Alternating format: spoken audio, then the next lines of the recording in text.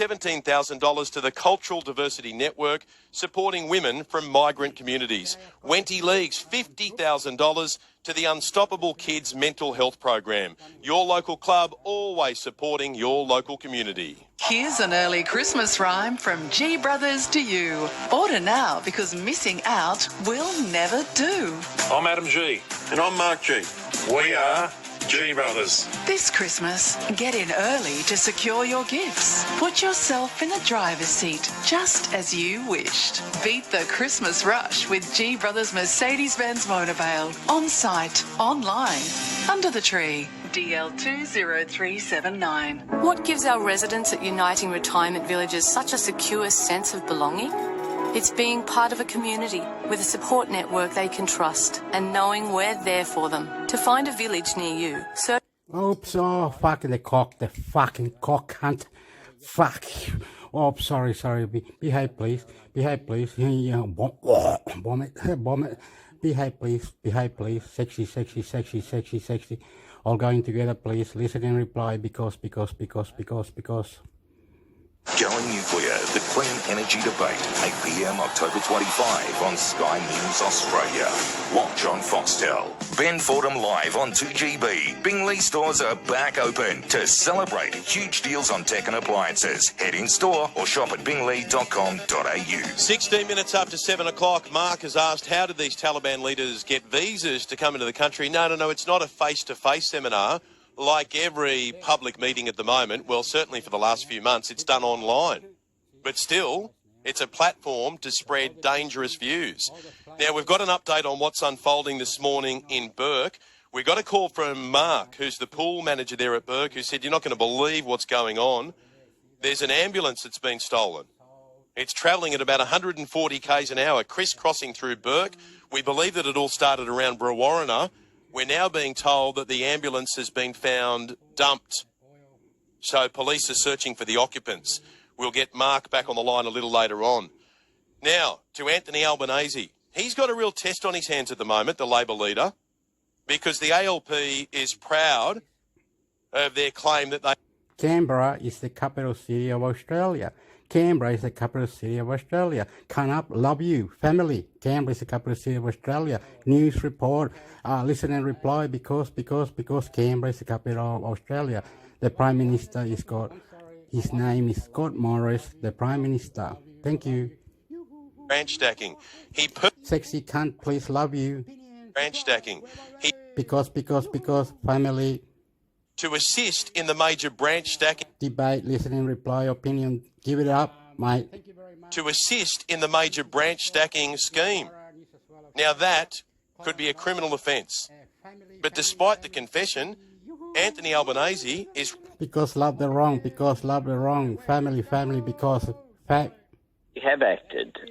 We intervened within 24 hours of the revelations that have led to this IBAC inquiry into the Victorian branch, dismissed the entire branch, appointed Steve Braxton and Jenny Macklin as administrators, brought in one of the big four accounting firms to do a complete independent audit of the entire Victorian membership, took over all of the pre-selections, and unlike the coalition, I welcome this IBAC inquiry.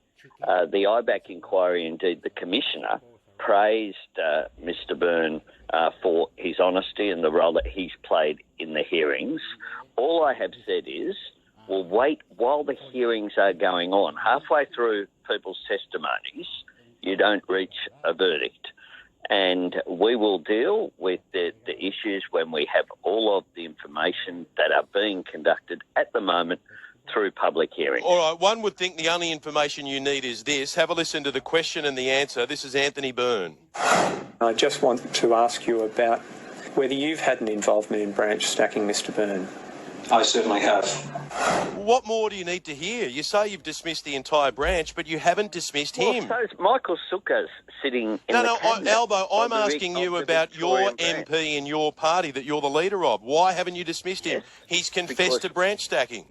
Because we will deal with these issues when we have all of the information. There are further people. The hearings began on Monday. Yeah, I know that, but he's confessed. Yeah, he's confessed. And they're coming through. And what we won't do What we won't do is focus on this each and every day. What we'll do is go out there, and we've been talking about our Buy Australia plan. We've been talking about a No. Australia. Whoa, Albo. I'm not going to let you. I'm not going to let you all of a sudden turn this into some kind of election platform. You have got an integrity test here. You've got a bloke in your party who you happen to be friendly with who has confessed to being involved in a sophisticated branch stacking operation. He's also someone who sent text messages before threatening to slice someone's throat. Sack him. And the information is still coming out. And here's what the Liberal Party chair... No. What information still needs to come out before you will say, I'm not going to tolerate this in my party, you are gone? I don't tolerate it, Ben. I dismiss the entire Victorian branch. But not him. Since I've been leader of the Labor Party, Ben. Let's be very clear. We've had intervention into the Victorian branch, intervention into the New South Wales branch, the expulsion of John Setka, the dismissal of all the branch stacks have been removed from the Victorian branch. So why does this guy get the special treatment? Because you've just outlined how you've been very firm on these other matters. Why does this guy get the red carpet treatment from Albo? He's not getting special treatment, Ben. There are proceedings underway with IBAC.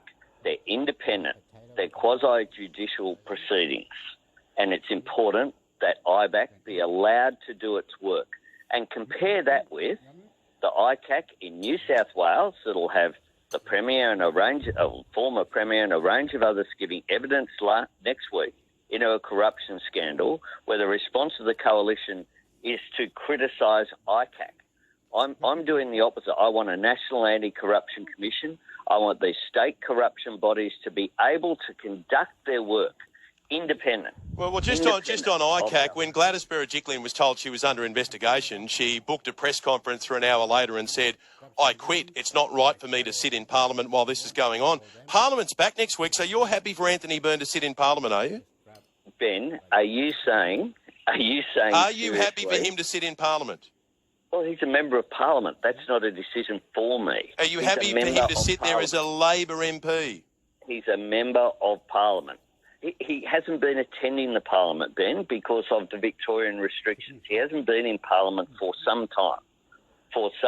Let me just play you Michael Sukkar. This is what you said last year about the Liberal Michael Sukkar, who was also accused of branch stacking.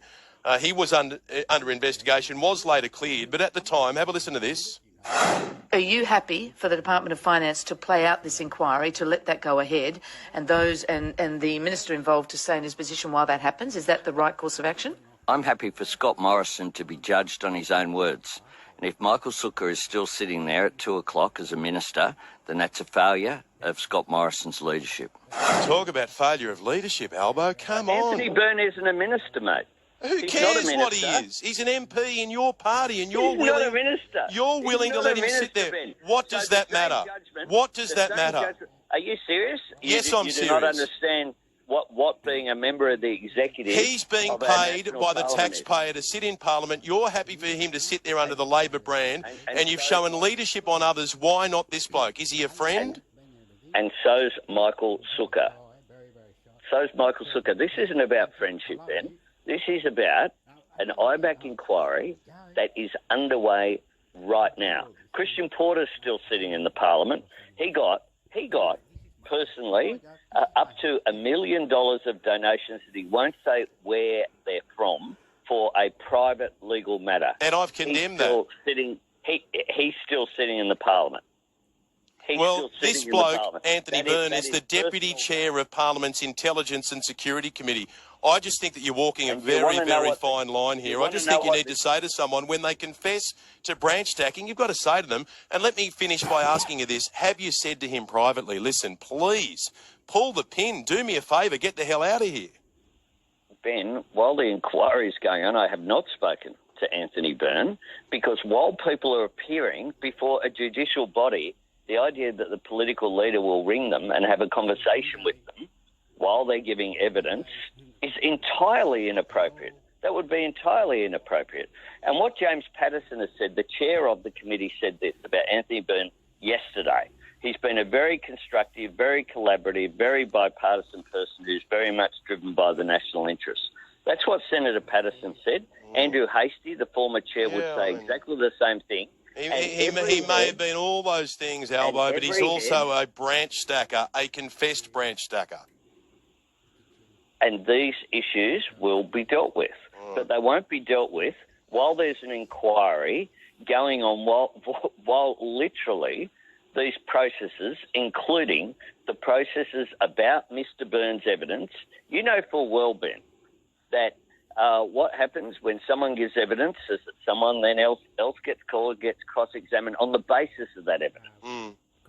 And that is what is going on this week. All right, well, I can't imagine he's going to turn around in a few days and say, hey, listen, I changed my mind, I'm not confessing to branch stacking, but we'll see what happens next, and I do appreciate you jumping on the line. Thanks very much, Ben, and what we need is a national anti-corruption commission. And that's something that we'll do. All right, what we need is action. When people confess to being a branch stacker, you pump them. Traffic, thanks to Uniden Smart Tech.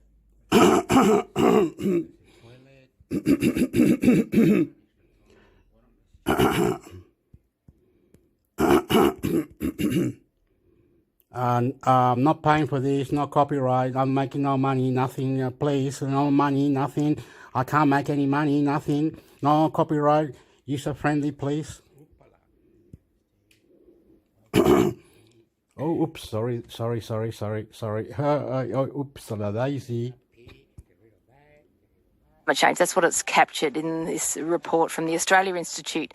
Now, you take that sort of concern of a population, and you wonder, and a giant billboard, basically, and you've got this viral satirical marketing campaign. Comedian, host of a Rational Fear podcast, Dan Ilic, is someone who has just developed something called Joke Keeper. You know what he's done there, you can see it. But he's just raised some money to put up a billboard in Glasgow for the Climate Summit.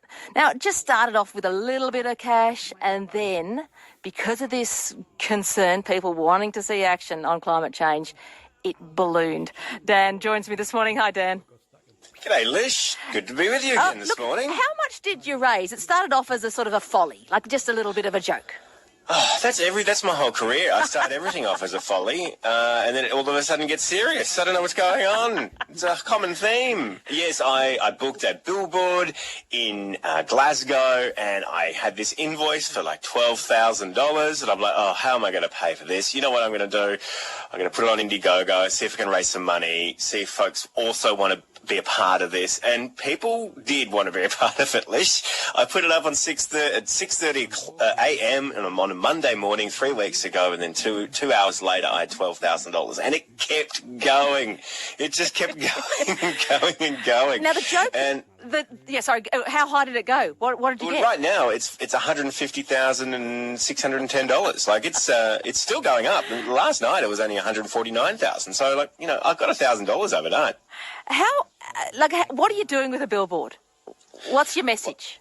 Well, the message is making fun of Australia's climate inaction. So we're basically slamming the federal government's constant delays, destruction and disabling of any kind of climate action over the last 15 years, which they've done, with a few satirical billboards. So we've got this great one. It's got a burning kangaroo on it. I know Canberrans love kangaroos, and it says net zero by 2300. And what I like about that is it could be a joke, because there are many countries out there that are, or it could be a typo rather, because there are many countries out there that are delivering a net zero by 2030 target, and we're not even close to we don't even have a proper net zero target in the realm of that. So it's really fun to make fun of Australia's complete bad reputation at these climate talks. And we've got a terrible reputation at these climate talks. We're like enemy number one at these climate talks, Lish. I've been to the ones in Paris. I have many friends that have been to many more COPs. They happen every couple of years. And it's extraordinary to hear them talk about how the rest of the world talks about Australia at these talks. Well, these billboards, Dan, will certainly get people talking. We're heading up to the news in 30 seconds, but you've also got one at New York Times Square. That's right, Times Square. If you're in New York and you're listening to this, 6:45 Thursday night, I think that's tomorrow night, your time, get down there. And we bought the biggest billboard in Times Square. How long do you get it for? Only 10 minutes. Yeah, that's all we can afford. You know, it costs How much is that? $100,000 an hour. We can't afford... Hugs, mate, hugs. I love you. You're bad. For COP26. News time, 6:30. 7:30. I love you. I love you. ABC News with Julian Abbott. Canberra has recorded another COVID-19 death, the 7th in the territory during the current Delta outbreak. Jonathan Gould reports. It's been confirmed another resident at the Calvary Hayden Aged Care Facility has died from COVID-19. The fully vaccinated resident had been receiving end-of-life care at the facility before being diagnosed with COVID-19 on September the 28th. It's the 6th COVID-related death at the facility, and the number of active or recovered cases at the site is now 9 residents and 4 staff members. Calvary says there have been no additional cases of COVID-19 at the facility since October the 2nd. It's the 10th death overall in Canberra since the start of the pandemic. 9 weeks after it began, the ACT's lockdown will end at 11:59 tonight, but restrictions remain. Hairdressers and beauty and personal services will be allowed to reopen with customer limits and spacing requirements. Pubs, cafes and restaurants can open with a maximum of 25 people indoors or 1 per 4 square metres. Gyms can also reopen but with no classes. They're subject to spacing requirements and client limits. 25 people can gather outdoors and 5 people can visit a household. New South Wales authorities are expected to update the rules for Canberrans who wish to travel in the border bubble from tomorrow. Talia Roy reports. From Friday, when the ACT's lockdown lifts, Canberrans can travel to an expanded list of postcodes, including Jindabyne, Cooma and Braidwood. But the message to ACT residents is to abide by local health orders while in the state. An update from the New South Wales government is expected today.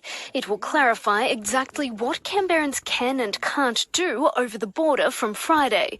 Reciprocally, the ACT government has announced New South Wales residents in the border bubble can visit the ACT under a standing exemption post-lockdown. The reasons for travel include socialising, with up to 5 visitors allowed at Canberra homes. Police in Norway say several people have been killed and injured by a man in a bow and arrow attack. Anna Pikett reports. The incident took place in a town southwest of the capital, Oslo, in the early hours of this morning. According to police, the suspected perpetrator walked around the city shooting at people with a bow and arrows. Residents were ordered to stay indoors, and media reports say the attacker opened fire at a supermarket and several victims have been taken to hospital. He was arrested and an investigation is underway into the motive of the attack. Officials say the man seemed to have acted alone. Jeff Bezos' tourist rocket ship New Shepard has successfully launched into outer space, back for its second human flight that included William Shatner. North America correspondent Catherine Diss. A journey which lasted less than 10 minutes took the crew of 4 beyond the Kármán line, the boundary of space. It allowed the 4 astronauts to experience 3 to 4 minutes of weightlessness. William Shatner, the actor who played Captain Kirk in Star Trek, was among them, becoming the oldest person to fly to space. Everybody needs to see. Australian astronaut Chris Boshausen was also on board. The successful launch and return came just weeks after Elon Musk's SpaceX program sent 4 tourists into space for 3 days. Apple says it's cutting production of its iPhone 13s because of a chip shortage. The BBC's James Clayton. Apple CEO Tim Cook had previously said he was worried about the shortage of computer chips. But this is the first time we've heard that shortages have directly affected the number of iPhones the company can produce. Apple shares fell 1.2% in after-hours trading on the news, suggesting investors are worried that this could impact global sales. And the global tech industry will be looking on too. In finance, the Dow Jones closed down 1 point at 34,378. The dollar's currently buying 73.8 US cents. The Matildas will have a chance to break their home crowd record later this month after a decision by the New South Wales government to increase the number of fans allowed to 75% of capacity. Australia plays Brazil twice at Western Sydney Stadium, which could see as many as 22,000 fans attend. The previous record of just over 20,000 was set in 2019. 2019 against Chile at the same venue. And 7-time premiership winning coach Wayne Bennett is set to sign a 3-year deal to coach the NRL's 17th side, the Dolphins. Showers today, more storms are likely, possibly severe, north to northeasterly winds and 18. Showers and 15 tomorrow, Saturday showers and 14. At the overnight low, 9, currently 10 at the airport where they've had 24.2 mils of rain. ABC News and the time now is 25 to 8. This morning on AM. Hi, Sabra Lane here. Waiting game. Will the federal government commit to a net zero emissions target? It's got some regional communities worried. And we just don't seem to be getting a fair shake. We've been left behind, thrown on the scrap heap, to put it very bluntly. Concerns Indonesian fishing vessels are making incursions into Australia's northern waters. The illegal boats were just making a mockery of our border security. You know, they were coming and going at leisure and there's no one to stop them. They are more brazen and coming further over the line into Australian waters. And when will businesses in COVID-hit cities start rehiring workers? Those stories soon on AM. Okay, I'm cutting it. More work, more interesting things coming. The shops were open, all the shops. They were selling a lot of shoes, were singing, people everywhere in the parks, all open with conditions, laws and conditions. When you cross 200 kilometers, conditions and laws and heaps of laws. Lockdown, if you cross over to another state, you might have to be locked down in a hotel. Laws everywhere. Workers have to have certificate, prove they are loyal to work, and beautiful people everywhere. Canberra is the capital city of Australia. Okay, I am cutting it. Family on God. Potatoes. And China, please don't have a go, Australia. Please, China, behave. I love you, China. America.